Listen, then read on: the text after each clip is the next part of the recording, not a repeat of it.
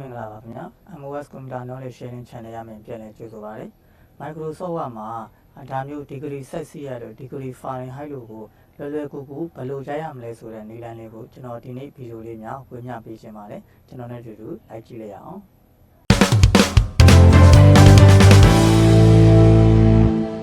ပထမဆုံးကျွန်တော်တို့နံပါတ်1အနေနဲ့ဆိုလို့ရှိရင်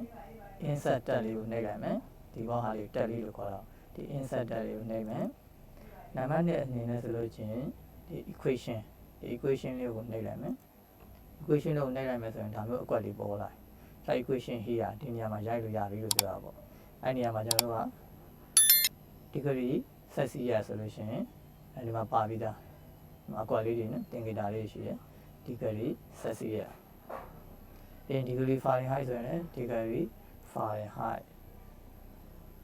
အဲ့လိုမရိုက်ချင်ဘူး shortcut အနေနဲ့ရိုက်ချင်တယ်ဆိုလို့ရှိရင်ကျွန်တော် keyboard ပါမယ်မြင်းဆောင်လေးခံမယ် DEG C လို့ရိုက်ပြီးတော့ space bar လေးပုတ်လိုက်ရင် degree Celsius ရ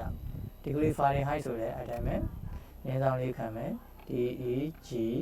F လေးကိုရိုက်လိုက်ရင် degree Fahrenheit ဆိုပြီးတော့ရပါတယ်လွယ်ပါတယ်လိုက်လို့ကြည့်ပါနော်အဆင်ပြေမယ်လို့ထင်ပါတယ်ပြီးတော့မေးစရာတစ်စုံတစ်ရာရှိခဲ့မယ်ဆိုလို့ရှိရင်လည်းကျွန်တော်တို့ comment ထဲမှာမေးခဲ့လို့ရပါတယ်